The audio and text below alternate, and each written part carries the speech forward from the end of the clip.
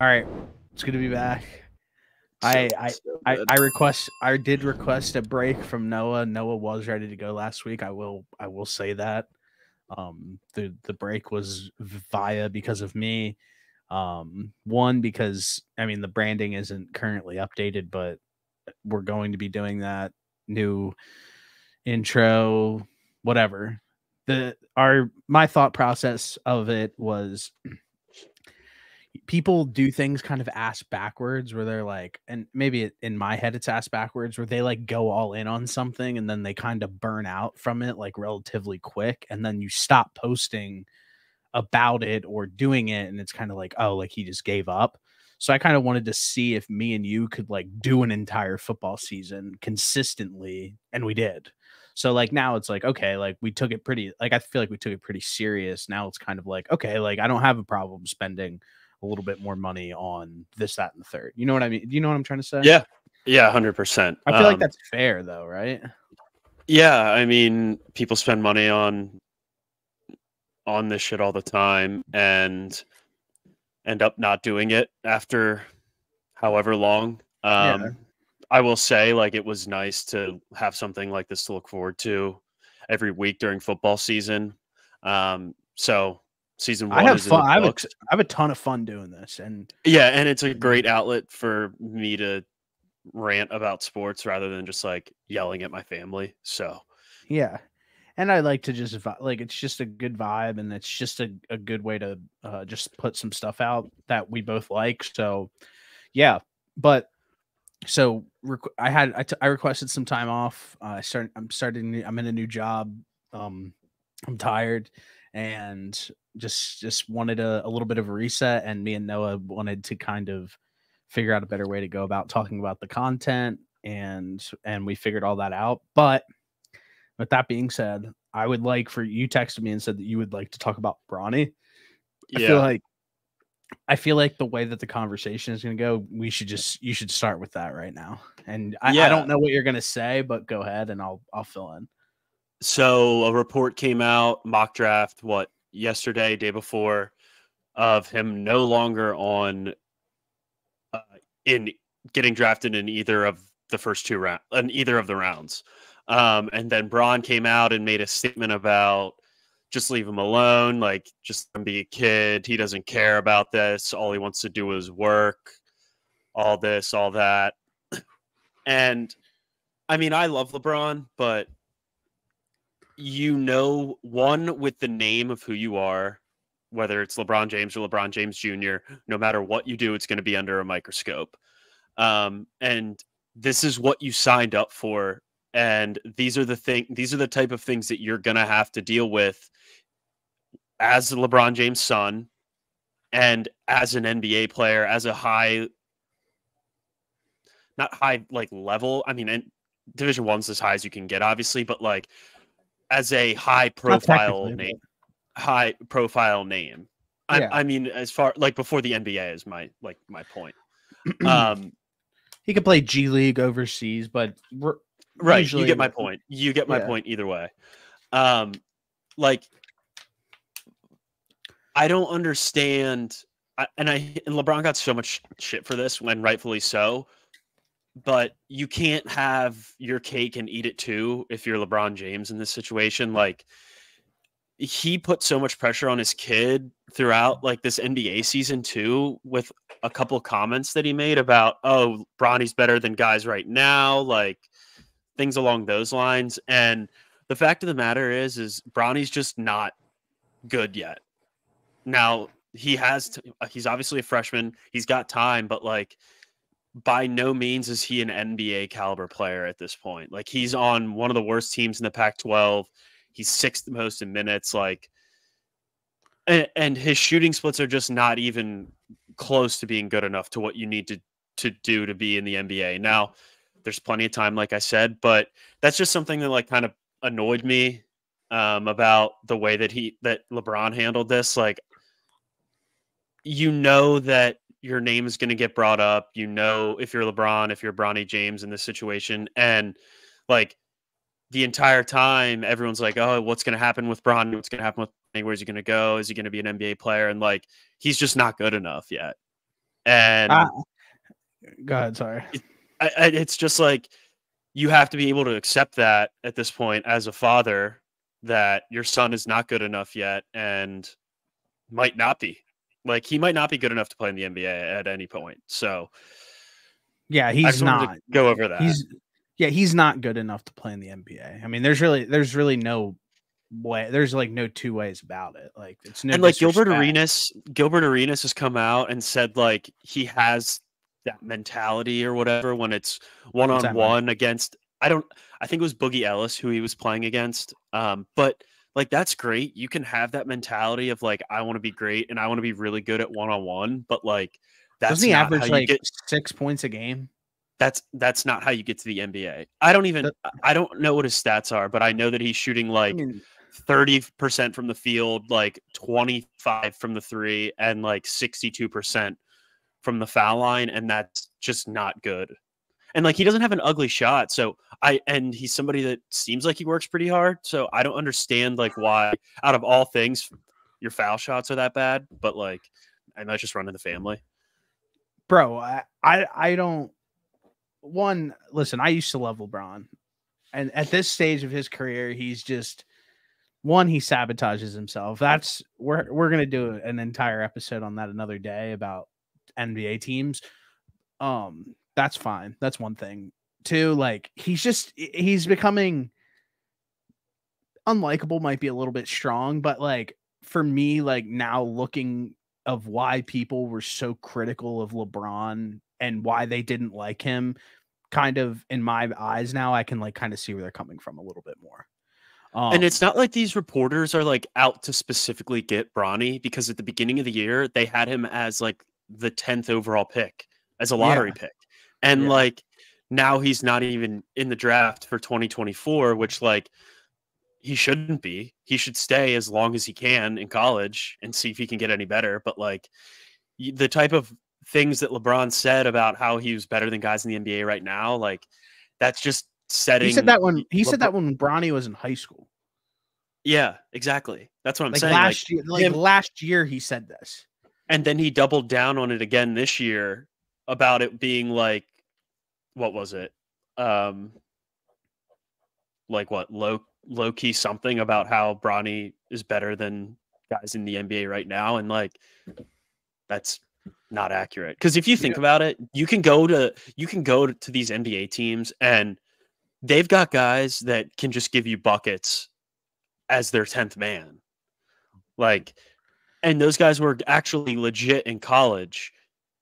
Like Pat, like I brought this up today to Tyler and Mark. I said that it was just wild about all the things that LeBron said, pretty much what I just went on. And uh like guys that are in the NBA now that are just like solid role players, like Pat Bev was good as fuck in college. And that guy averaged 40 in high school playing for Chicago in Yeah. Chicago. And like Bronny didn't even do that in high school. Yeah, exactly. And like you don't need to score 40 to be like But average 40, still, but like that's still, you're just a certified like you're a killer if you're doing that.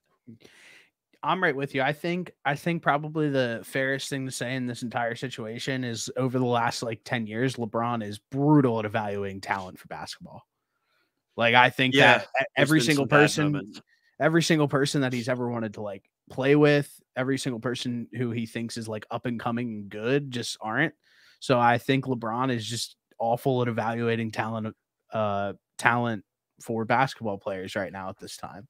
And he's in it, like he's playing, so maybe it's not fair to I'm not stamping it yet. Like maybe when he's done playing, he'll be really good at it, but I think if we can say anything over the last like decade, like he just doesn't have an eye for it at all. And saying that your son's better than some of these NBA players, and he's just not like. And I mean this like with all due respect, like Bronny's just Yeah. like flat not good. Like he's Yeah. probably going to have to transfer. Like realistically, he's going to probably transfer to a lower tier Division 1 school to have to get more minutes. Like that's like kind of where he's at right now in his basketball He's career. he's 6th in minutes on USC and I They want to suck. say Don't they suck? yeah, I'm pulling up the standings. I'm pretty sure they're like second to last in the Pac-12. Yeah, So they are. Oh, what the fuck? What the heck?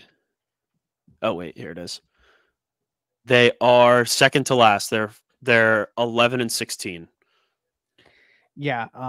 So I mean, Yeah. hey, maybe that's perfect. Maybe like he'll just get more minutes there because they suck. He's six now as as a freshman, but like if he stays there, it'll continue to go up, I'd assume.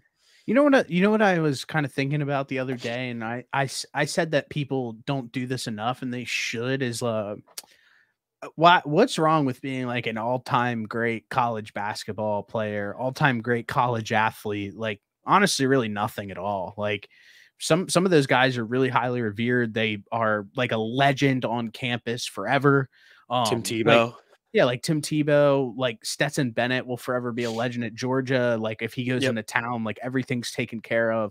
Like I think of when I went to Virginia Tech a few times and Tyrod Taylor was there. Like that city loves Tyrod Taylor. Like even Tyrod like Taylor's had a good NFL career though, like yeah, lengthy but at least. yeah, but at the end of the day, there's I think that for some reason these guys, especially now with the NIL, that you can kind of start making some money for yourself. Like who cares, dude? Just like fucking stay in college, be an all-time great college player, if possible. Like, if what if Bronny like balls for the next like 3 years at a different school and like he's just like cemented at that school as like an all-time great? Like, Yeah. I would rather that. Luke May at North Carolina, Yeah, Tyler Hansbrough at North Carolina. yeah, I'd rather that than like go to the NBA and just like completely flame out. And the only thing that everybody says about your playing career be like, well, he sucked. Like, I'd rather just be like, Yeah. oh, well, I'm an all-time great. I mean, that's the way I look at it. But yeah, that Bronny shit's insane. And LeBron, like you said, like you can't have your cake and eat it too. Like you can't come out and say like, hey, he's better than some guys in the NBA. Like he would get minutes on the Lakers right now. When you're playing with these guys, it's completely disrespectful. And then when the time comes for him doesn't to make the get draft, doesn't make the mock draft, yeah, get for mad him at when people for yeah, it. when Tell them yeah, to when leave, the tell people time to leave him comes, alone. Like yeah, you can't. And it's like you said, like nobody's really I didn't see anything egregious online of like people coming at Bronny or anything like that, other than people literally saying what we're saying. It's like he's yeah. not as good as everybody thought he was, and there's nothing wrong with that. Stay in college. So Another thing that I was thinking about when this came up was why, like, if you're a pro athlete and you have a son or daughter that's like more so specific to this situation, a son, like you have a son that is a good athlete, like LeBron. I still think Bronny's a good athlete, but for sure. obviously you probably feel that pressure as a son to be like, oh, I want to be a great basketball player. Like, Yeah. why did nobody go to Bronny and be like, hey, did you ever think about playing football? Like, you're Yeah. 6'4", like 200 pounds probably on 190. Like, you could walk on to USC right now and probably play. And be a free bro. I think he's like 6'2". That's another thing. Like his size is not going to be matching It's up all to like it's all over the place as far as what I see too. But regardless, like what he's 6'2", 200. Like, bro, go play fucking strong safety for USC. Bro, you're an elite sized, like you're an NFL size, Yeah, wide receiver or safety at what he's at right now. that'd be Like, sick. I don't understand. I get the pressure part of it, so that's probably why. And like your dad's in it, so like you're always around it, I guess. Like, oh, my dad did this. Like, I want to be a great NBA player. Like, but the fact is, like, I think Patrick Mahomes' dad did it right. Like, Mahomes is obviously the best quarterback probably we've ever seen, and his dad was a pro baseball player. Like, Jackson Hayes, his dad was in the NFL, played tight end for the Steelers, and like, there's no way that Jackson Hayes would have been able to play in the NFL. Like, now he's playing in the NBA. Like, I don't understand why more guys, if you realize, like, hey, maybe I'm not going to be this good at what my dad was this good at, like, but I'm still a really good athlete. Maybe I try and pivot to something else where I could be like considered an elite athlete in. Like, another person that came up was obviously LeVar Ball didn't play in the NBA, but like Jello, one Yeah, of the three sons, like he's built like a NFL defensive end. yeah, he's big And as hell. I don't understand like why they're just trying to force him into basketball. Like, he can shoot it, but he seems big and fast enough where he might be a really good football player, or a tight end maybe. Like, who knows? I don't Bro, know. That's just something that always crosses my mind. bro, one thing to cap off this LeBron conversation is that he actually deleted the story tweet. or whatever where he said that, and then he posted on his Instagram story that he got his 500th online Madden win. I will say though, he's nasty at Madden. That is hilarious, bro. But oh man, that's good stuff. Yeah, but yeah, I wanted to touch on that a little bit because it's kind of been all over the place. Yeah, I like that. We just had some crazy difficulties, so boom, let's get right back into it. What we're diving into today is cap casualties, which has kind of been like a big topic of discussion over the last like few weeks of guys who are going to be potentially cut to save the NFL teams some money and potentially sign somebody better or whatever they might need to do, might need to re-sign somebody internally. So I have a list in front of me right now with some of the key names that I kind of thought like, oh, that's like pretty interesting. And then a team in general who I think that we should highlight on. So first one that I'm going to go into right now is I kind of put this list, I labeled it as shocking, but not really. Because like if you kind of like think back, like if you would have thought like Russ like a few years ago would be in this situation, I'd be like, there's no way. Like Russ is an all-time great. But first person on this list is Russell Wilson, which they're not going to be saving any money by cutting him, be taking $80 million cap hit. But this first name on the list is Russell Wilson, which you just have to move on from him. We just touched on this, so it's like not as good, but essentially I'll wrap it up. And Noah pretty much said it's time to get rid of him, which I completely agree. And then he said, where do you think that you can see him fitting in next? My point is guys who are a distraction in the NFL don't, especially at that sort of position at quarterback where you're the face, there's no room for you in that locker room. So I don't see Russ being a backup at all. And I don't see his play putting him as like a high caliber starter. So I think that teams at this point would probably just go with a younger guy over him. So boom, Russell Wilson. So we touched on that already. And then Nick Chubb was the next one before we had technical difficulties. It's a difficult one, like I said, because of the knee injury. They'll be saving $11.8 million in savings. And my point to this was, even though Nick Chubb's a legend there, when he went down, their run game kind of didn't suffer. Jerome Ford and Kareem Hunt, who actually cost less combined at under $11 million together, I think did a really good job in that backfield, and they didn't suffer much. And that could probably be a position where they can save some money and potentially bring somebody else in who can help them win now. Do you need me to touch on that again? Because I agree with you. I think the offensive line of the Browns is good enough to the point where you can save at the running back position and not spend 10, 12, $15 million on a running back. We clearly have seen them do this already with this past year. So I think there are certain cases where if you don't have that many weapons, you do have to spend a little bit more, like the Giants and Saquon, but the Browns really don't have to worry about that at this point. This oncoming list right now are all, and some free agents are all guys that I'm interested to see who the Eagles get. The next name on this list is Alvin Kamara for the Saints. If they move on from him, they will save $11.6 million in cap. This seems like the most obvious one on the list, in my opinion. The Saints are just in like a different spot where they were a few years ago. I saw that they're probably going to cut Mike Thomas, which there's really not much to talk about him anymore, unfortunately. That guy plays 3 games the last 3 years. Yeah, so it's rough. And but Alvin Kamara, where he's expensive, he's getting older, might be kind of time to move on from him. I just don't even understand like what the Saints are going to do. Like, they're at such a weird spot because they have a really good young wide receiver. But like and they were competing for the division, but again, they're in the shittiest division and they still didn't win. So like, I don't know. They're just in such a weird team for me. This offseason is going to be really weird, I think. Well, they committed to Derek Carr as their long-term quarterback. So doing that, they're going to have to suffer at some other positions.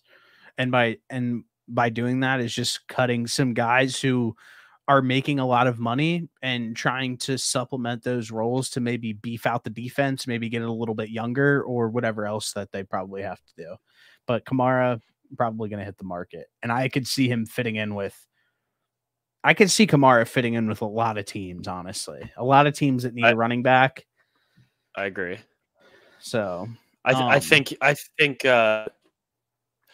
some of these guys are going to have to realize like the money that they once got is not going to be moving like it is for this upcoming contract. I think there's probably a couple guys that are running backs that are going to have a long look in the mirror. Him being one completely. Of them. Next one on this list, which he avoided doing this in the past to stay with Green Bay. So I could actually see him restructuring his contract again to be able to keep in the same spot. He seems really happy there. And that's Aaron Jones. If they move on from him, they save $4.6 million in cap, but just due to past circumstances, I think that that's probably something that gets figured out internally. Yeah, if I'm Aaron Jones, I would not want to leave Green Bay. I think you're in a great spot. I think there's a lot of young talent. I don't really think he's that old either, right? I don't know. Let me search it real quick as you're talking. But either way, I think they have a really good thing on that as far as that offense goes. Young quarterback, young receivers. He doesn't have to take all of the he still splits the snaps. He's 29. Okay. He probably doesn't have that. He doesn't have that many more years left. Probably like 3, 4, 2 or 3. Yeah. Yeah, maybe. But yeah, if I'm him, I would probably end up trying to restructure that and stay in Green Bay. I mean, they're probably the best team in that, or if not the best team, like they're pretty damn close to the best team in that division. Definitely. Next one. This one feels like writing on the wall because they were going to do it last season, but ended up not. Is just Joe Mixon. You save $5.1 million in cap. We'll get into T. Higgins in a little bit later, but if that's somebody that ultimately ends up staying there, they're going to have to free up some cap space to potentially get some guys on that defense. And I just don't see Joe Mixon being a key X factor to this team ticking. So that's probably a disposable piece at this point. Yeah, I was surprised when they brought him back for this past season, but they have Sidney Jones' brother as a running back over there, and he showed some pretty good flashes, if I recall correctly. I also think they have Evans. They have another Evans guy from Pitt, I think, who was pretty good. And yeah, the Bengals are going to have to figure out where they want to spend their money, and it's probably not on him. Yeah, definitely. These are these next two are like interesting because these are guys who struggled with injury, but if they're healthy, like, and in a different situation where they have been, first one is Zay Jones. Zay Jones has been in a million different situations, but when he is right, he is a difference maker on offense because he is a sure-handed wide receiver and a big body. So I actually really like Zay Jones a lot. I could see him fitting in with a lot of different teams. But if he gets cut from the Jaguars, which it seems like that's going to be happening, they'll free up $4.1 million in cap space. I don't know what the Jags kind of thought process is here because I don't think they're not bringing back Calvin Ridley, so they're just going to be with Christian Kirk. Are they expecting Parker Washington to take the next step to fill in one of those wide receiver spots? Who else do they have? Nobody really, honestly. Yeah, that's what I'm saying. They're going to be starting off this season with Christian Kirk and Parker Washington at wide receiver, which Christian Kirk is good. We both agree on that. Parker Washington had a good game when he played, but we don't know what his deal is yet. I don't think that it's as much of of what they're going to do. I'm sure they have some sort of plan. I just think that probably what they're going to aim to do is look to get younger at that position. Calvin Ridley's 30, Zay Jones is 30. Those guys are a little bit older. And if there was Calvin Ridley didn't dominate the way that people thought he would when he came back. I watched a lot of their games. He dropped a ton of easy balls, and then Zay Jones just wasn't right the entire season. Yeah. This next one, where he signed a big contract, but hasn't ever lived up to it. But I think that if he kind of gets out of the current situation that he's in and a new place, maybe something could shake. And that's Michael Gallup. I don't love Michael Gallup, I'm gonna say, but I think that in a certain situation, he could be like a good third wide receiver somewhere. And he did have flashes of that in Dallas. And if he's just in a different spot, maybe he'll get utilized a little bit better. I mean, I'll take him as wide receiver 3 in Philadelphia.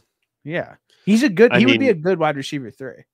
Yeah, I agree with you. Yeah, I don't really have much to say on Michael Gallup. That's a name that I wasn't expecting you to bring up, but yeah, I don't know. I think he could be a feasible wide receiver 3 somewhere, like where he doesn't like. I think Brandon Cooks is like a decent wide receiver still, and I think CeeDee Lamb is really good too. But I don't know. It just feels like he could be better somewhere else.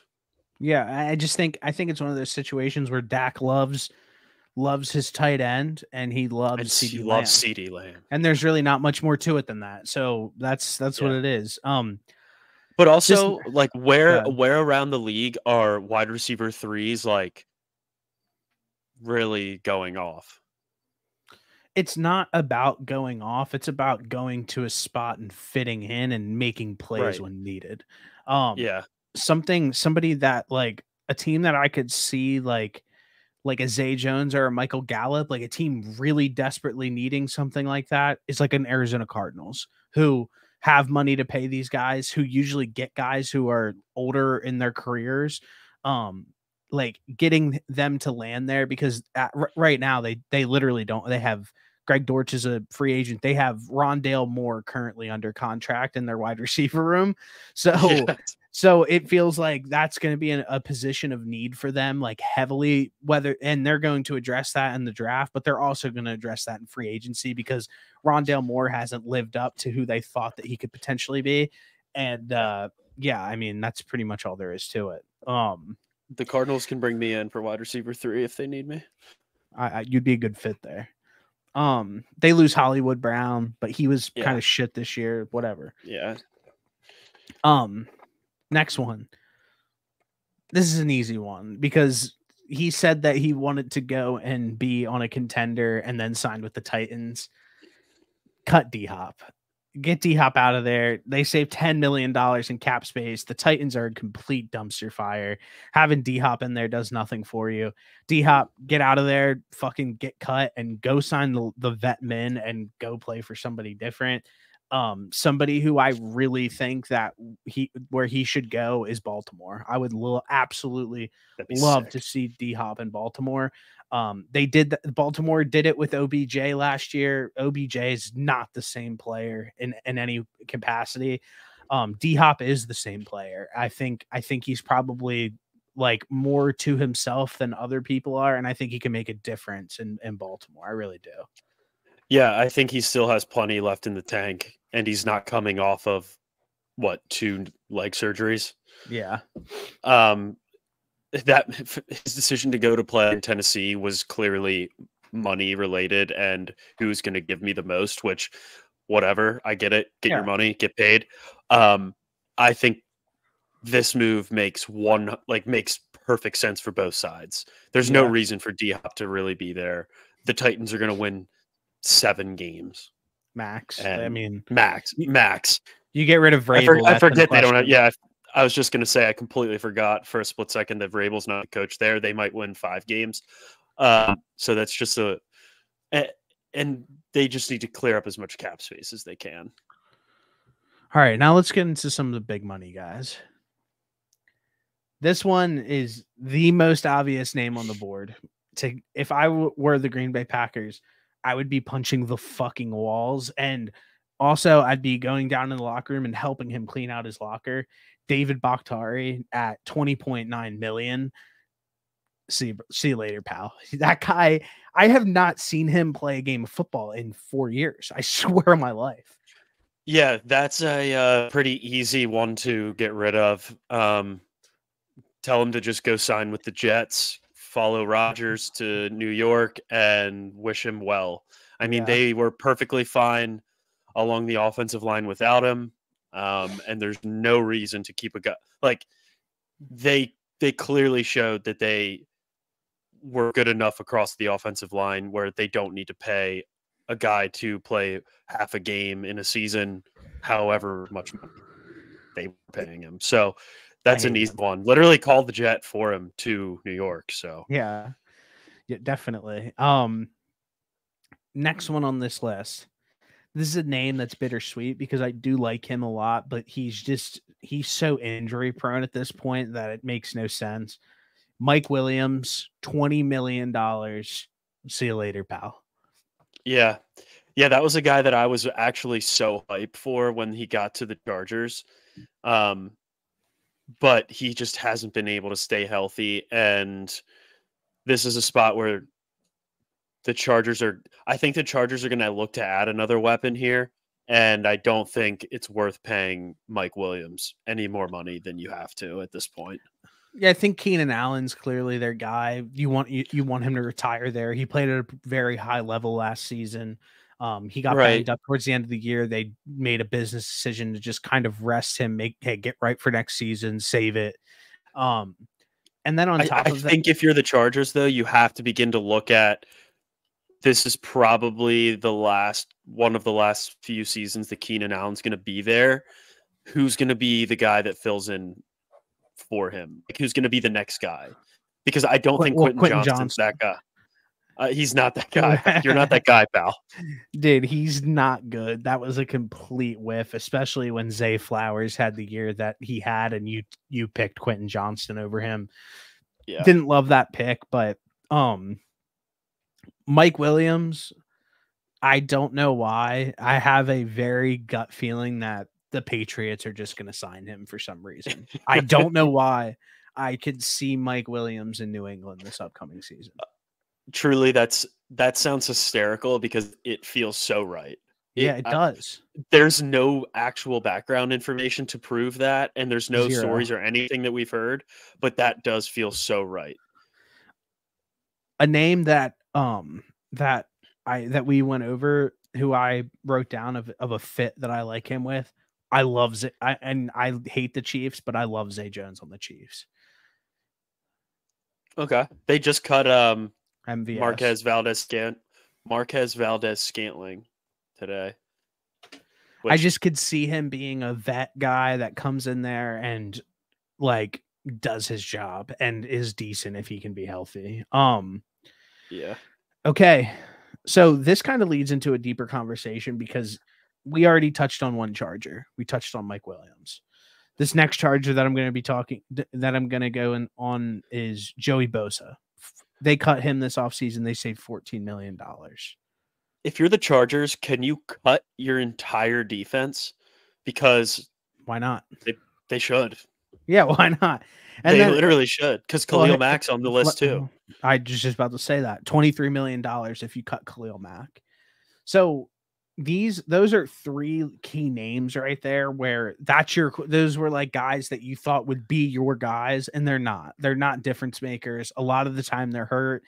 Although Khalil Mack did have a good season, it makes no sense to pay him that much right now with where he's at in his career age-wise and where they're at from a roster building perspective. So those three names, just get rid of them, and then you save, what's that, 43? I saw they were going to cut Will Clapp too. I mean, you like even with those three numbers right there, you free up 57 plus $1 million worth of cap space, and you go from a team who is like down bad to like in a kind of decent spot and able to like breathe a little bit. So yeah, that's just something that I noticed when I was looking over that is like the Chargers are. I think that the Chargers job, like when I was like first originally thinking about it and where they were from like a roster perspective and a team perspective, I wasn't thinking that they weren't going to have as much flexibility as they do now, but kind of breaking it down. And as this is unfolding, you're like, you know what? Like the Chargers are actually not in a terrible spot. No, I think if they make those 3 moves, like you said, that gives them some flexibility, that gives them some room to breathe. They still have Justin Herbert. They have a new coach who I think we both like. I think we both think he's going to be good. Yeah. Um, they still have like a couple good players. Like they still have Keenan Allen, who's good. Um, they still have Derwin James, who, even though he might actually be injured as we speak, Yeah. when he's healthy, he's still good. So like that's the biggest issue with the Chargers was just how poorly coached they were. So the fact that they're able to get some fresh faces in there, like I said, get a coach in there that we think is going to be good, and get Change the some culture. flexibility. Yeah, change the culture, get some cap flexibility. I think they're going to be in a much better spot than a lot of people thought at the end of that season. Okay, so the next thing I'm going to go into here is there's obviously more names on the list. We don't have to go through every single one, but something that I want to kind of touch on because I don't know, I've just never heard it before, and maybe you have, and maybe I'm just dumb, but everybody's kind of throwing around the idea of like the tag and trade model currently of some of these players that like are getting tagged early. Like it's been a big note, like, hey, we're tagging these guys early, and then you're allowed to go out and seek trades. They did it with L'Jarius Sneed today. Like the Chiefs were like, we're tagging him, and if he wants to go get traded somewhere, they don't have to sign that tag till a certain point. So it'd be kind of an understanding whoever trades him has to pay him. So I Next guess my year. first, yeah, next year, no, this year. My first question to you then would be: have you heard of people doing this tag and trade situation in the past, or is this new? Because not that the concept is new, but like it being like an actual move that teams are trying to pull off. Like, have you heard it before? Because I haven't. So the only like thing I have not heard of this in the NFL. Like I know in the NBA they do things similar where they'll like sign an extension and then try to trade that player shortly Yeah. after signing an extension, so that way like they get their money up front rather than waiting until they get traded. But I haven't heard this in the NFL from what I can remember. But I mean, I think it's good. I think it's a good concept. I So think it helps. I think it helps everybody. Like it gets these guys on a contract for the year, and then gets them somewhere where they'll get paid long term. well, you would get paid long. Like, so for example, T. Higgins got the early tag. Yep. If Carolina, he didn't sign the tag yet for the Bengals. The Bengals are just letting him know, like, hey, this is our plan for you. We're tagging you.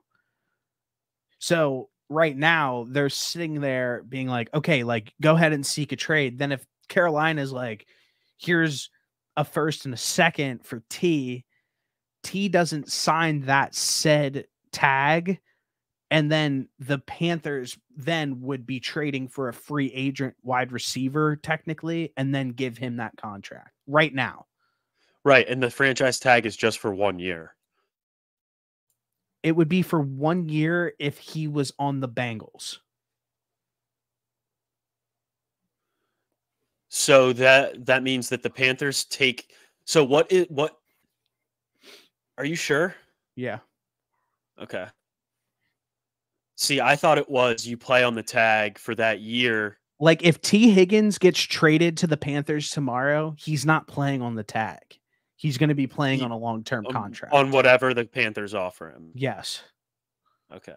Yeah, see, but I thought it was if he's to sign the tag if he were to sign the tag with the Bengals and then trade, which that doesn't make any sense. Like, stays why on the would you do Bengals. that? He stays on the Bengals. So once you sign a tag, they can't trade you. No. Okay. See, I thought it was the other way around, I guess. No, it's not like official. Yeah, like listen, we're probably talking about this poorly, and that's probably on me No because doubt. I brought it up. But essentially, it is like this is for fucking casual people, 100-foot view. Like like I said, like T's not going to be playing on the tag anywhere else other than Cincinnati.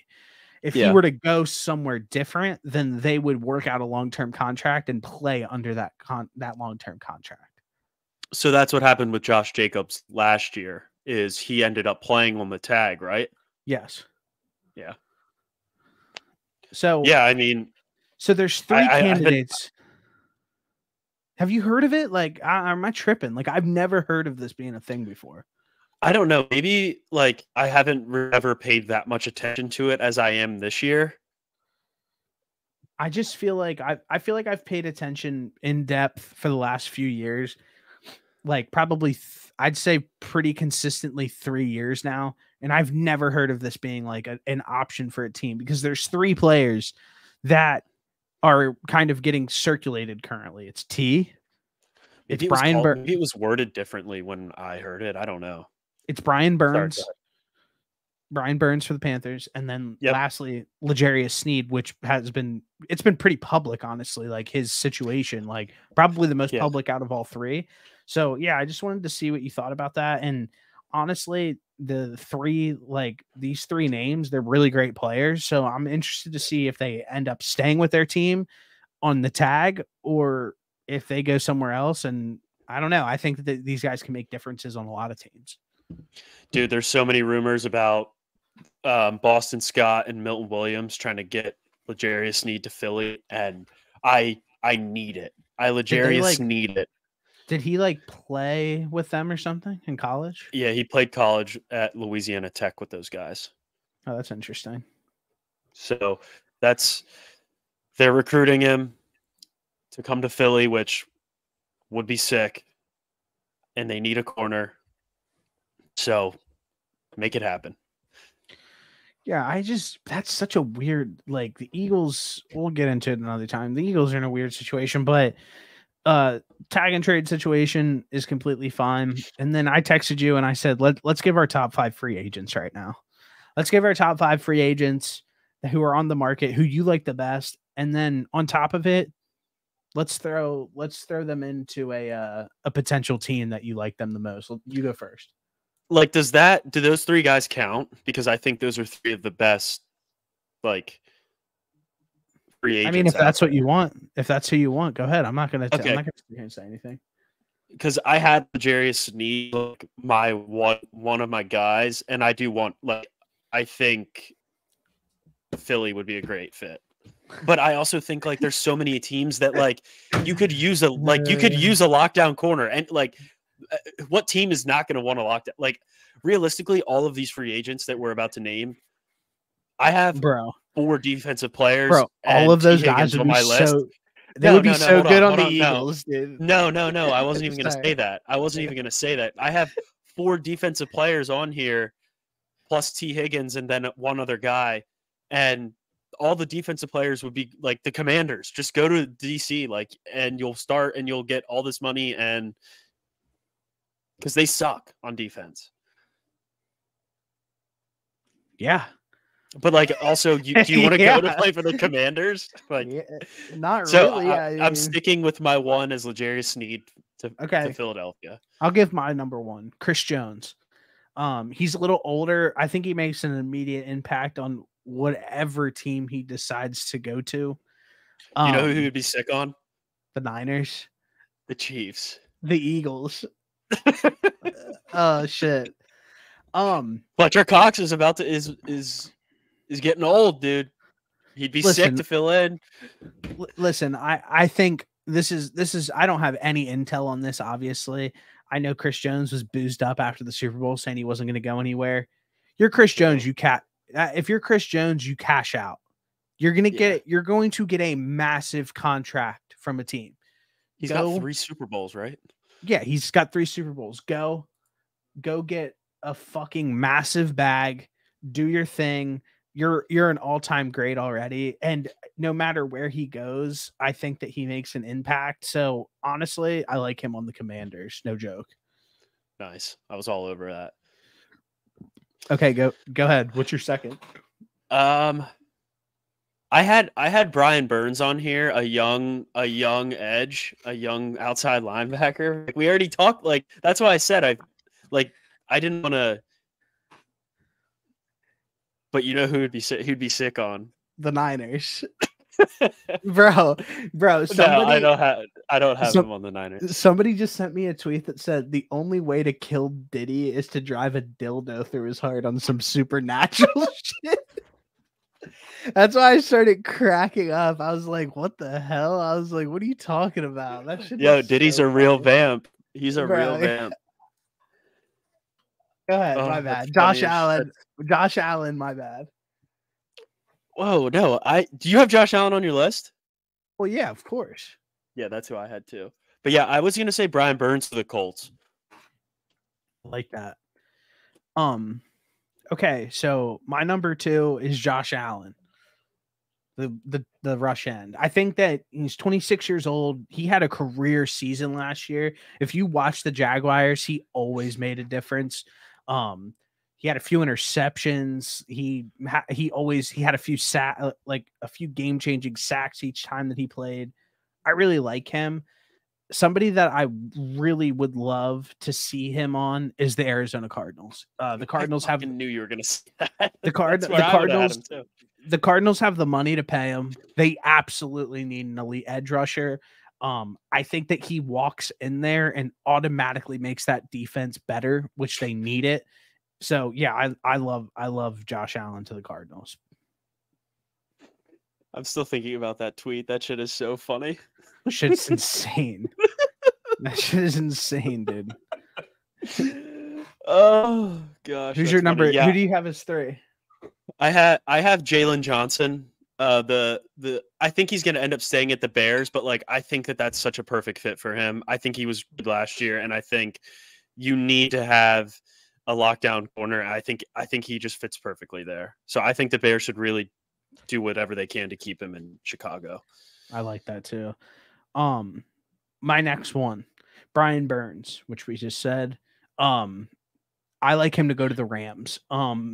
Last year, the Rams offered 2 first-round picks for Brian Burns. The Cardinals then the Panthers then declined and then didn't end up signing him to a long-term deal. The Rams had the money to do it. They have interest in him. Even if he were to get tagged, I think that the Rams are willing to trade those picks. They're not going to get the same amount of return. So I think the Rams even sit there and they're like, okay, well, we're going to get him on lesser than what we were going to trade for him originally. Let's get him in the building. But yeah, I think that the Rams have already shown a ton of interest in Brian Burns, and I think that he fits in there perfect. Yeah, I agree with you. I didn't realize the Rams now have money and they successfully made it out of like trading all those picks, like kind of that little stint that they had. But yeah, I love that. Lastly, this is more of like somebody that I'm really excited to see where they go, and it's Saquon. I think if he went to the Texans, that would be sick as hell. Yeah. I don't know how much sense it actually makes for them. I mean, they have obviously a young quarterback. They've got young wide receivers. I think he could be a great fit on the Texans. I think he just adds another weapon to CJ Stroud's arsenal, and I think that would be just really fun to watch. So I have 2 more. So my first one is somebody who I would personally like to see on the Texans, who's a free agent this offseason, and that's Mike Evans. I want to see Mike Evans go to Houston on a nice bag and give CJ Stroud like a real number 1 receiver. And I think him and CJ Stroud might go triple platinum. Like they might really go crazy with each other. And I would love to see that was pause. Sorry, my bad. I sound like Diddy. Like, dude, you've got Diddy in the air. Fuck, bro. So I think that they would be a good connection, and I would like to see Mike Evans with the Texans. Yeah, him, Nico Collins, and Tank Dell would actually be sick. That would be a tough. That'd be sick. Core. That'd be very sick. Good so luck you trying to cover all those guys. You gave your 5 because I have one more to make my 5. I mean, we covered all of my 5. I had Brian Burns, L'Jarius Sneed, Jalen Johnson, Josh Allen, and Saquon as my 5 guys. Okay, my number 5 then is a running back that's not Saquon. I have Josh Jacobs. Josh Jacobs is 26 years old. He is actually a receiving threat. He had 50 receptions last season.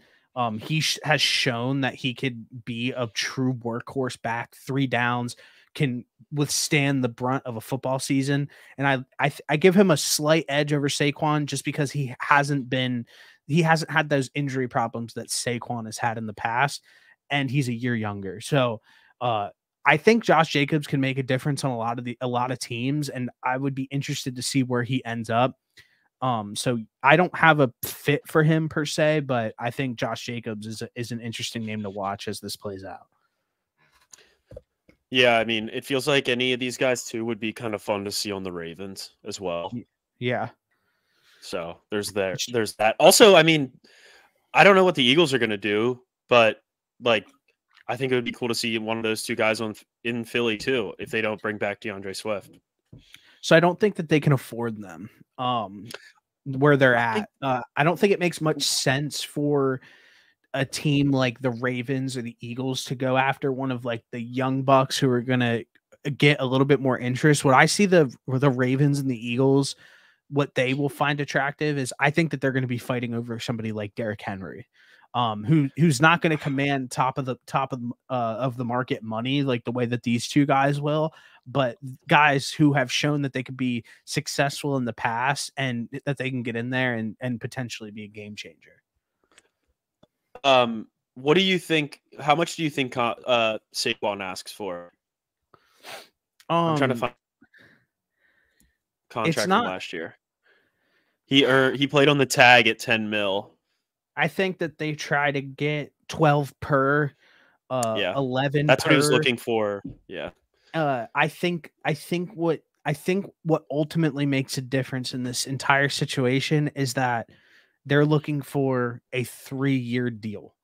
So him and Josh Jacobs are going to be looking for 3-year deals when teams like the Ravens and the Eagles are looking to sign guys on 1-year deals, 1-year contracts, and kind of allow them to have an out if needed. So they're just not in the position currently from like a team building perspective where that would make a lot of sense. So I think that they try to get 11 to 13 mil per and try to sign a 3-year contract. Yeah, I agree with you. I think if the Eagles were in the market for a 3-year running back deal, they probably would have just kept Miles Sanders.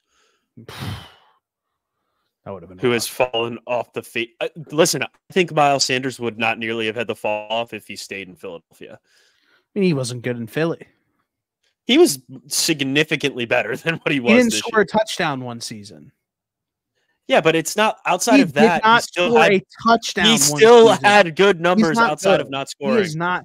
Miles has never been good in the NFL ever. If you go if you're a starting running back in the NFL and went a whole season without scoring a touchdown, you're not good. How many did you score? Good. I'm not an NFL running back, and I never will be. Do you know who I think the Cardinals should bring in? Who? At the end? Who? Nate Markley? Well, I was going to say Josh Lazaration, but Chandler Jones. No. He's long gone. Real quick, somebody who I do think is an interesting fit for the Cardinals, since you want to talk about him, it's my favorite team. Is Tony Pollard. Tony Pollard kind of fell off a cliff this past season, and you sit there and you're like, oh, like, well, the Cardinals have the money. Why not go after somebody like Saquon or Josh Jacobs? Well, James Conner is under contract there for 1 more year. He's like a Cardinals legend. He actually played really well the entire course of the season and is a workhorse. And I kind of think if you can get Tony Pollard onto the Cardinals and put him back into that situation that he was with the situation with Zeke, and kind of do the same exact thing with him and James Conner, get him fully healthy back from that leg injury, get him fully confident again. And then when James Conner moves on, you kind of have that guy walk in and Tony Pollard, and he could be a difference maker for them. I think having him in a timeshare this year and thinking long-term, I think that would be a pretty cool fit for the Cardinals. Yeah, that'd be a nice little backfield. Those two guys out in Arizona. Out in Glendale. You know, a nice little calm backfield. Seriously. So So there's been some people already cut. I'm just gonna list them real quick. There's nobody really of note. There's been like 7 people. MVS we talked about. They saved $12 million doing that. That seems kind of like a no fucking brainer for the Chiefs. He was dog shit. Get him out of That there. guy sucks out loud. Save 12 mil. Today, Emmanuel Ogba, the Miami defensive end, I think that he probably ends up going somewhere and playing. He's a good veteran. Jonnu Smith got cut from the Falcons, 6 mil.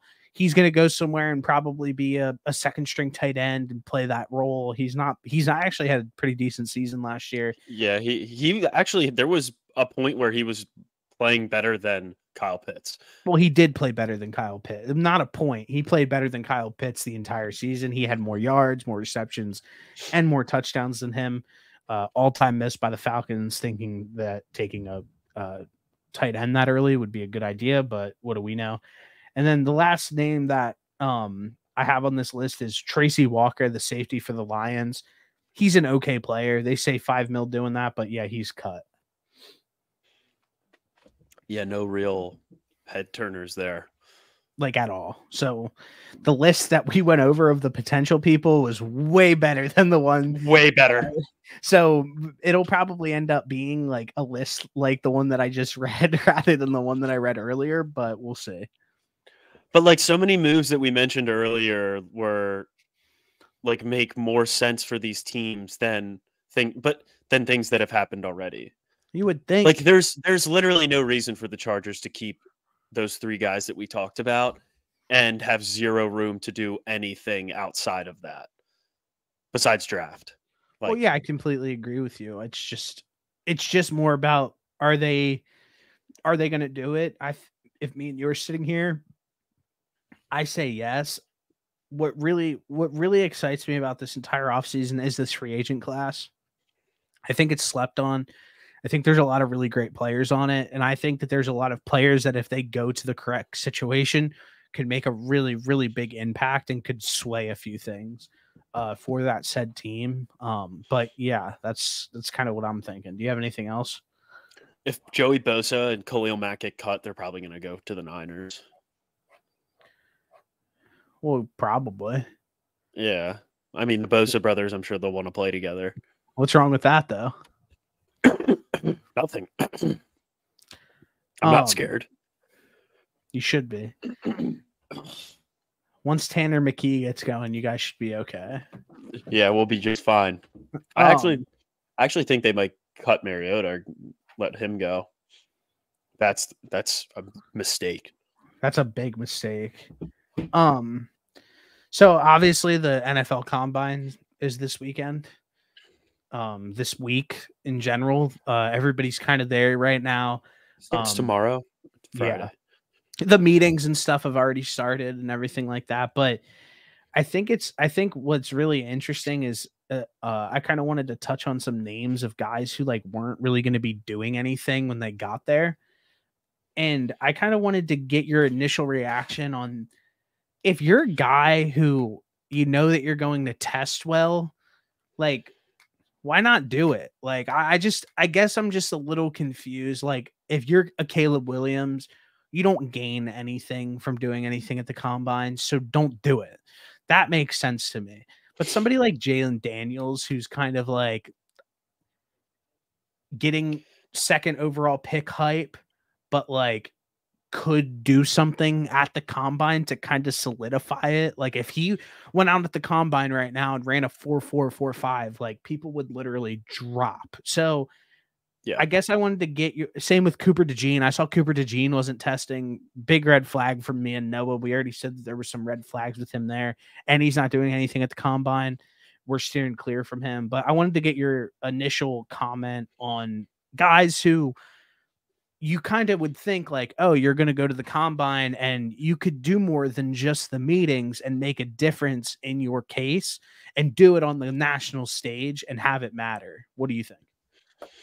I think that if you are a guy, obviously there's probably a few guys like we mentioned, like Caleb Williams, Marvin Harrison, those guys probably don't need to do anything. But the counter argument to that is like, if you're coming into this and you're already prepared and you know you're going to do well, why not just put more tape out there of you being a good athlete, of you being a good football player. Like, I get it if maybe if you're not ready and you're saving it up for your pro day, but like if you're ready and you're sitting out, it almost kind of feels like a missed opportunity. Like, the one thing was what Caleb Williams, Drake May, and Jaden Daniels are all not throwing. Yeah. So like, are we just going to get to the point where like if you're a first round pick, you don't do anything? So then we're just watching like the 4th through the 7th round picks go and do all of this stuff at the combine? Like, is that what we're going to get to? Or Yeah. are we like I think if I'm a scout of one of these teams, like I want to see these guys throw as much as possible. And I get it, like you're just throwing against air, but still, like, is it going to hurt you that much to the point Right. where you're Caleb Williams and say you don't throw that well at a combine? Like, is that really going to drop you? You're a top 3 quarterback in this draft, hands down. And unless you come out there and look like complete dog shit, which I don't think anybody sees that happening, why not just throw? Yeah, and I'm right with you. I think that could be the difference of, and that's what I'm trying to. That's kind of what I'm trying to get at. Like, if you're trying to, like, at the end of the day, you're trying to be the highest possible pick that you can possibly be in this situation. If you're Jaden Daniels, like, you legitimately have like real legs under you currently that you could potentially be Not fake legs. the second quarterback taken in the draft. Why not Yeah. do every single thing possible, from getting everybody talking at the combine by testing out of your mind and like crushing the interviews and doing it like that, but and on a Maybe national they're stage. just not good. Maybe they're not good enough. Maybe they're just banking on their game film to carry them. But like, that doesn't make any. It makes sense, but that's so stupid. Like, I'm right. if I'm Bo Nix, Michael Penix Jr., and JJ McCarthy, which those 3 guys are throwing, and I applaud them, like that's what you want to see. Like, those guys are like fringe. I mean, we've seen JJ McCarthy mocked in the first round, but like I think those other guys are probably like fringe 2nd, 3rd round quarterbacks. And like, you go out there and you have a really good combine and you test really well, like that stuff can bump you up, especially if you're Michael Penix, where like you have these concerns about having 2 leg surgeries, and you say you go out there and you run well, you move well. Like, obviously some of those things from a quarterback perspective might not mean as much, but like if you go out and do well, like that's great. You're going to only make yourself look better, and you're going to put pressure on these teams to draft you higher. Listen, I'm making an official statement right now about those 3 quarterbacks: Bo Nix, Michael Penix Jr., and JJ McCarthy. Those guys there is no real legs under the argument that they're going to go in the first round. Don't care what anyone says. Don't care that some of the most connected guys in the industry are sitting here saying that JJ McCarthy is going to go in the first round. That makes absolutely 0 sense. The last few years, we've had these stories break from the media who have been like, well, the NFL are a lot higher than these guys, and the media are blah, blah, blah, this, that, and the third. And then we have the kid from Liberty, Malik, I forget his name, who went to the Titans. Yeah, I'm Malik Willis. And then, funny enough, last year, Will Levis. Those are the past 2 seasons that there has been major buzz, bro. There were Will Levis was second in odds to get taken as the second quarterback in last year's draft, and he fell the whole way to day 2, and we watched him sit there in the green room and get absolutely just plummeted down to the 2nd round. That's what's going to happen with these guys in this draft. I don't know why the NFL like guys start doing these sort of reports where they're like telling these stories to the media, being like, well, like, you guys don't really understand. Like, this is how we're thinking about him in our room. I'm to the point now where I think that they're like fucking with the guys in the media and being like, Let's get this guy to put JJ McCarthy on the first and at pick number 15 and let him slip the whole way to the 5th round and make him look like a dumbass. So I think that I don't think any team in the top 32, and I would even argue in the 2nd round, that anybody is going to be taking JJ McCarthy, Bo Nix, or Michael Penix Jr. I do not think that they're going to be difference makers at the next level, and I think that that's going to show when the draft comes around. Well, either way, that just backs up my point where these guys go and throw and make themselves look better if you go and participate in the combine. Well, listen, fucking JJ McCarthy needs to throw at the combine. He didn't throw in college. So yeah, he threw 30 passes this year. So I just think that, like, if for somebody like him, it's essential for him to go and throw at the combine because there's not much film of him throwing the football. So yeah, I'm right there with you. With that being said, with the combine coming up and everything going on, I wanted to do draft combine potential risers. So I did 2 risers and 1 faller. Give me your first one. So my first riser, I think, is going to be Brian Thomas Jr. from LSU, wide receiver. He's 6'4", 205. You don't like it? Go ahead. I knew you weren't going to like this one because you don't like wide receivers that are fast. So go ahead. Sorry. I was going to say he's expected to run a 4.3 and have like a 39-inch vert. So I think that will certainly boost his stock if he is able to hit those numbers at the combine. I'm not saying like these are guys that I think the combine will actually help. It's not like I'm going to take them. I would take them higher, but like I think if these guys ball out at the combine, that will boost their draft stock. That's how I interpreted this. I'm not ripping you. I'm not ripping you personally. I'm just I'm just going to essentially give my quick analysis of Brian, what's his name? Sorry, not Robinson. Thomas Jr. I watched his film. At a point, I want to see guys run the route tree. That's great that he's fast. That's great that he can do it at the college level. But what I've seen and what I promised myself I would not fall for are guys like him. Guys like him who are tall, fast, made a million plays in college, was an absolute baller, because his game was so one-dimensional that it's not going to translate at the next level. So my comp for him currently on the high end is Will Fuller, and on the low end, Tyquan Thornton. I think that he is not better than those 2 wide receivers, and couldn't be better than Will Fuller at the highest. And I think it could get really bad for him in the NFL. And I think that he's probably somewhere in the middle of those 2. So if I'm a team picking a wide receiver in the first round, whoever takes him, that's their mistake. And that's just my opinion.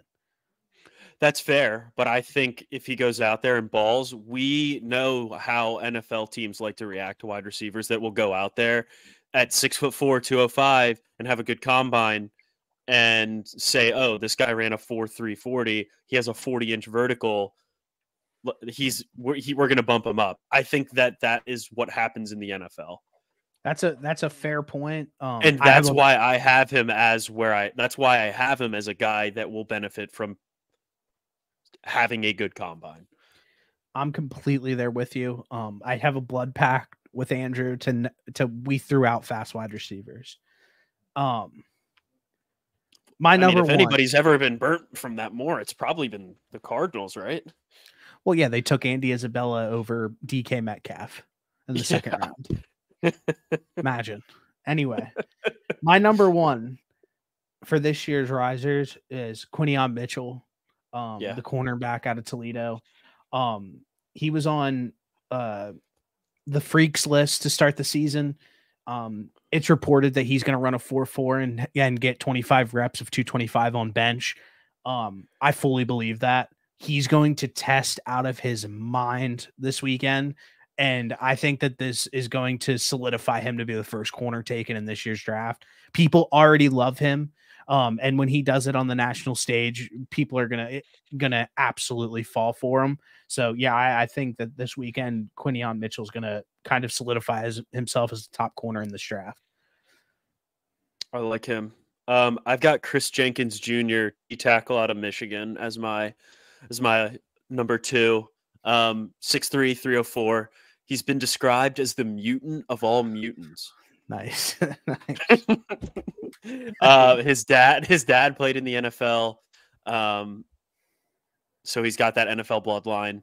But yeah, it's gone.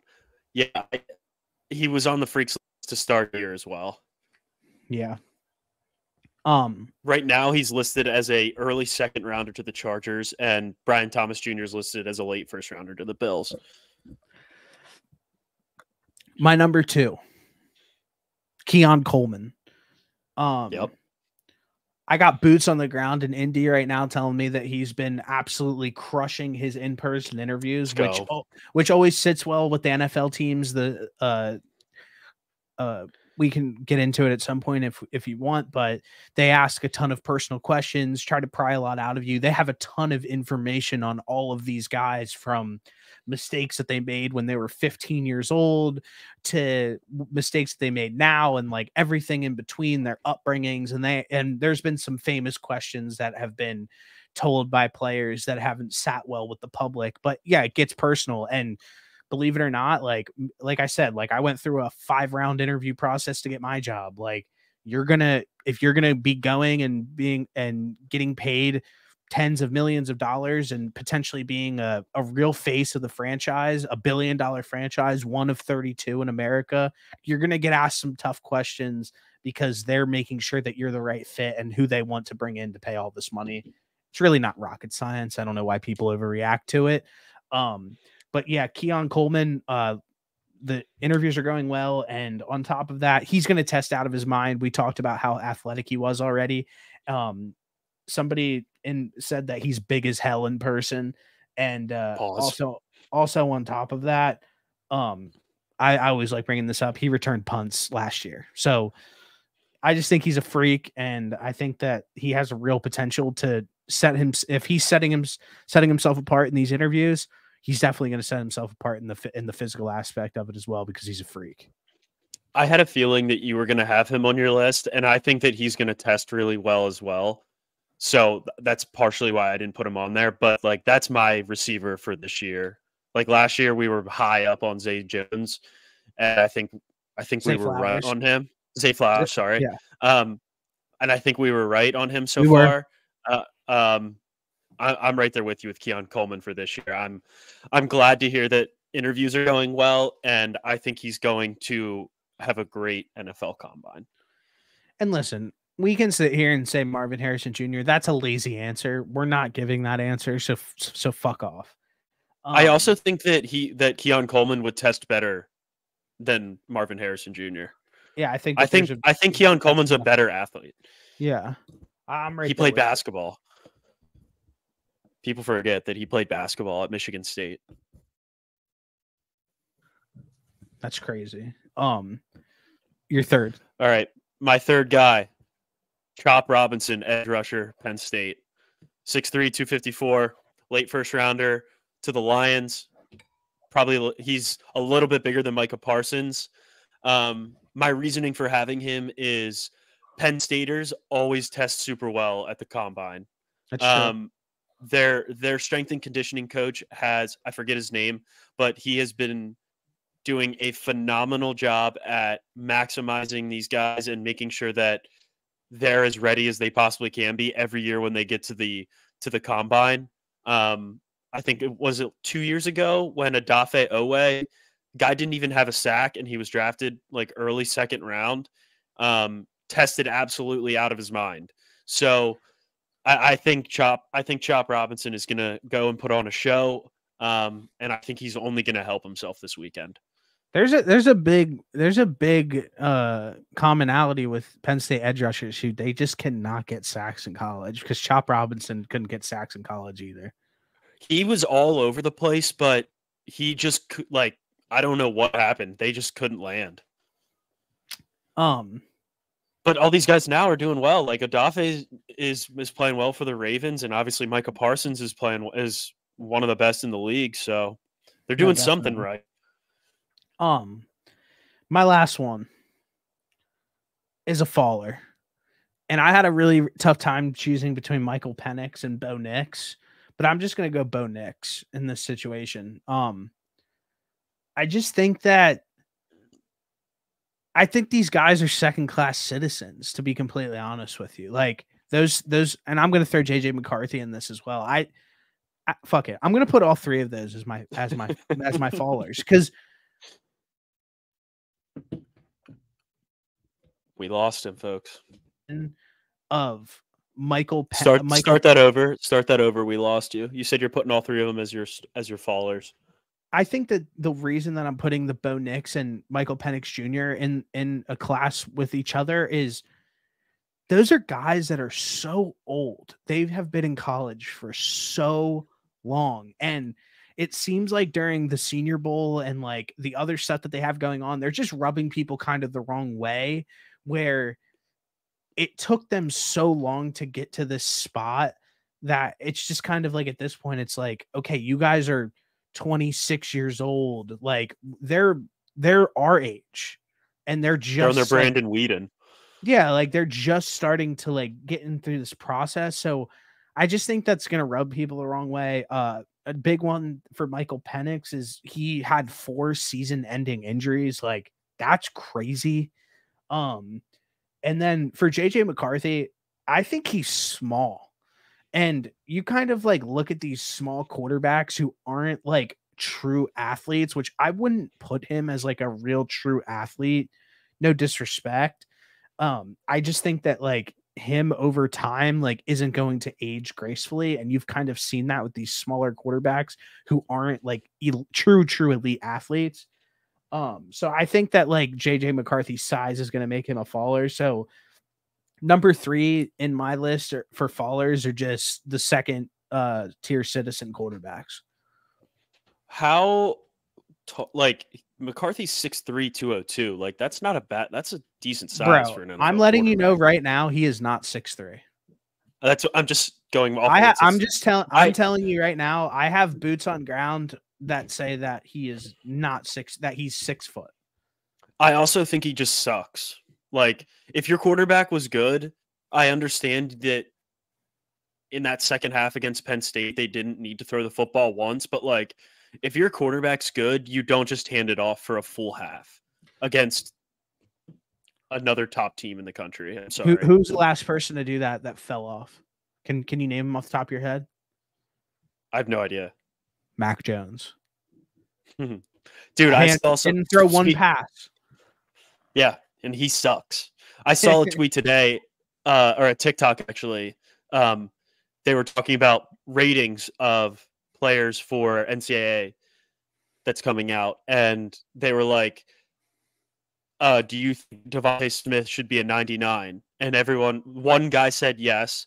Everybody else said no. He should be like a 97, 96, 97. And they were like, well, what about Marvin Harrison Jr.? They're all like, yeah, he should be a 99.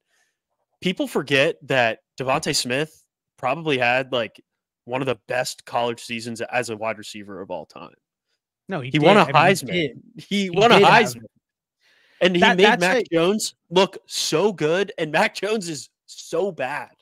Dude, and that's one thing that pisses me off, and like I always like Adam always says this like all the time. Like when I talk to him about like all-time college players, I'm like, who's the best college player of all time? He's like Saquon Barkley. I'm like, Saquon didn't like do anything. You can't be the best player of all time if you don't win a Heisman. I'm sorry. I can, and I'm right there with you. Like if you don't either will your team to a national championship or win an individual Heisman Trophy award and Maxwell or whatever the fuck else you could possibly win, you are not valid. And and no disrespect, like, because these guys are probably like a lot of these guys are amazing, but that's kind of what I said at the beginning of this show. Like being an all-time great college player is like low-key fucking sick. Yeah. Yeah, because it means a little bit more, it feels like, to like these smaller towns, like than maybe it does for some NFL teams. Because like what does Alabama have? Alabama only has that football team.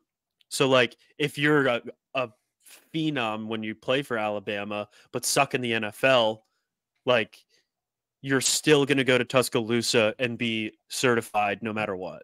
Like Like no Mac matter Jones might still be certified down in Tuscaloosa, even he though will. he's been terrible.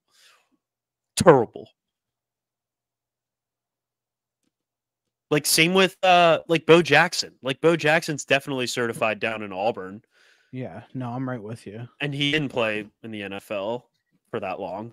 And like Smitty's never going to be the best wide receiver of all time in the Correct. NFL, but he had the best wide receiving season. I can't even talk, season of all time for Alabama, and won a Heisman. Like that's sick.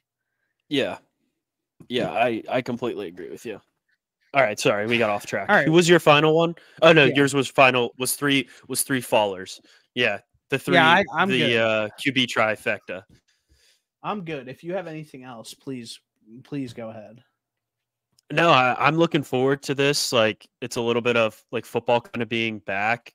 Um, do those three guys that aren't throwing, Caleb Williams, Daniels, and Drake May, they're throwing at their pro days? Yeah, well, I'm assuming. Yeah, Yeah, I would I'm imagine. Yeah, assuming. I'm assuming they have to. Yeah. okay. Yes, I'm gonna just say yes because that would be crazy. They have to. If he Yeah. didn't, yeah, that I was gonna say. I mean, the only I could see Caleb Williams not, but just to kind of be a dickhead, but it makes sense that that's when they would throw. I don't know, like it seems cooler when you do it at the combine because you don't pick the script, like you're not in your backyard. Like who wants to go to Indianapolis? Literally nobody. They call it the nap city of the country. Nobody, but I don't know. I But you think go there and you ball out and you compete. it's cool. It's cool, yeah. All right, brother. Well, that's it. That's all Felt I good. got. That's all. Yeah. That's all I got. We much needed break. I'll send you some. I'm formulating the list of the stuff that we need, and I'm gonna send some stuff over to you. But Okay. yeah, we're gonna have a little bit of a change up. Potentially get some guests on here, and yeah, that's it. All right. Go Birds.